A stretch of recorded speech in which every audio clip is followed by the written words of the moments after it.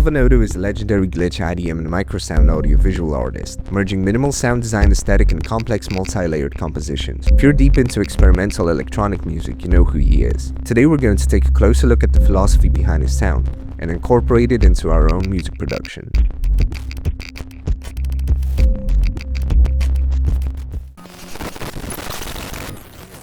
Start with a simple fundamental sound and use it to its maximum potential before adding anything else. Alva Noto often uses pure forms such as sound waves and white noise as a sound source, transforming it into more complex compositions later on. Let's take a sound wave, automate the pitch parameters and the envelope in various ways. Add a delay, mess with the parameters and record it.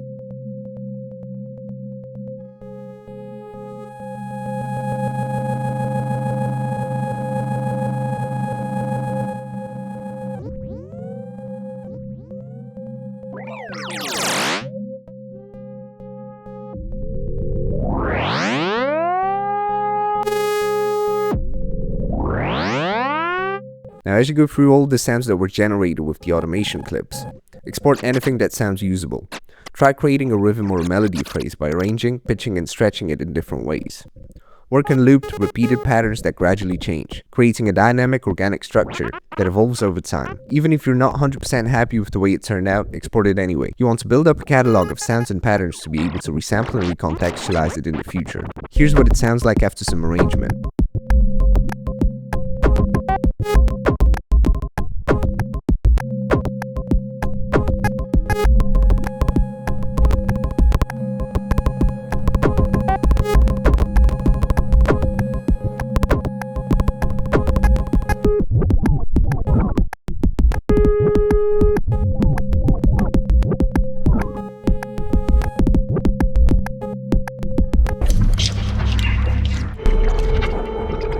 In 2001, Curtis Rhodes published a cult classic book titled Microsound, where he explained granular synthesis perfectly. A single grain serves as a building block for sound objects. By combining thousands of grains over time, we can create animated sonic atmospheres. The grain is an apt representation of musical sound because it captures two perceptual dimensions, time domain information and frequency domain information. This stands in opposition to sample-based representations that do not capture frequency domain information and abstract Fourier methods, which account only for the frequency domain. Alva Noto uses granular synthesis extensively, taking out singular grains out of a sample that might feel familiar or carry a specific emotional value, and then building a world out of it. Let's take this field recording. So I'm up here in the, I guess this is a mountain. Now load it up in Granulizer. We will record singular grains and try to find a purpose for them. Now random all the way up, no attack, some hold and 100% grain spacing. Now go into the envelope settings and just leave a little bit of hold.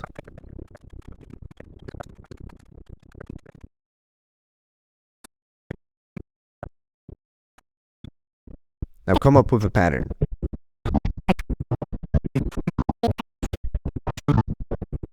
Add a transient processor and some distortion to make it a bit more percussive. Record your take, re-listen to it, look for some interesting moments and then export them. Now let's go back to our previous pattern from the first lesson and use our new sounds.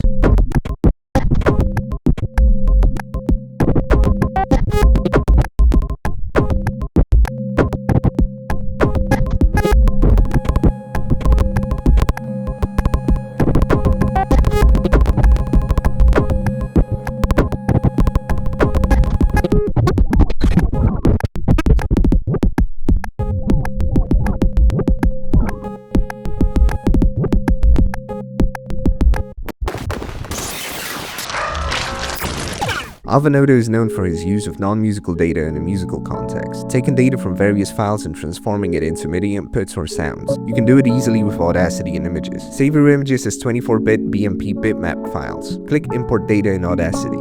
Find your files. Remember that each encoding setting will produce different results, so it's a good idea to run it a few times and see which one you like best.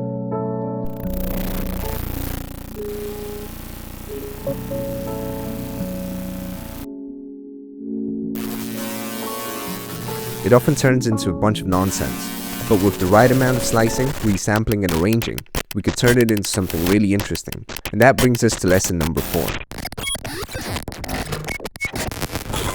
Resampling is the key element to turn basic boring samples and recordings into unique sounds.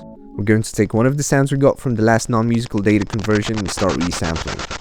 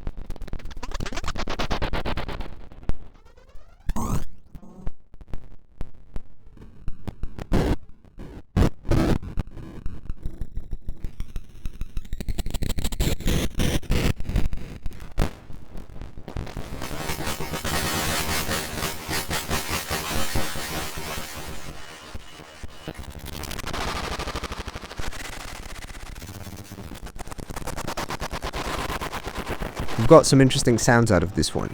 Now let's take a simple sound wave from FreeX Oscillator and resample it to have a bass sound.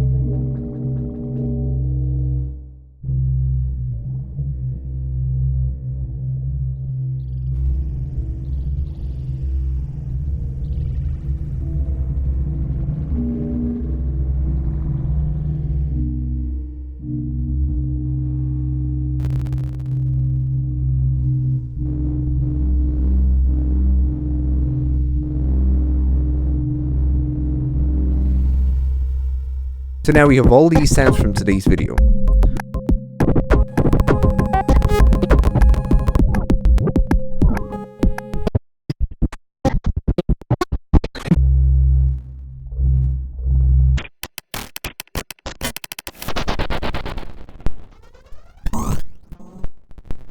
I'll try to make something out of them and then get back to you in a second.